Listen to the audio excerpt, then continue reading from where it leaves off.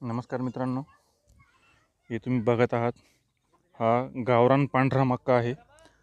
खास करून याचं जतन संवर्धन जे ते आदिवासी बांधवांनी केलेलं आहे आजपर्यंत, आणि ते त्यांची परंपरा कायम ठेवतात. आणि मित्रांनो, हे आपला नॉर्मल मकापेक्षा हा पांढरा मका इतका पौष्टिक आणि चवीने इतका सुंदर असतो.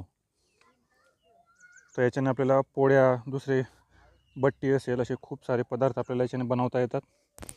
आणि खूप सारे गावरान बियाणं संवर्धन करणाऱ्या संस्था आहेत किंवा काही लोक आहेत, त्यांच्याकडून तुम्ही हे बियाणं मागून तुमच्या घराशेजारी कुठं जागा असेल तर नक्की एकदा लागवड करून बघा.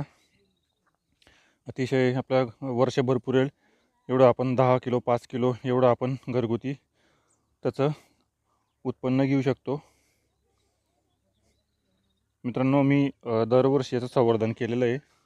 आमच्या घरासाठी आम्ही नेहमी वापरतो. इथं हे आदिवासी बांधवांचं हे घर आहे, बघू शकता. तर हे दिसलं म्हणून आपण हा व्हिडिओ बनवून घेतला.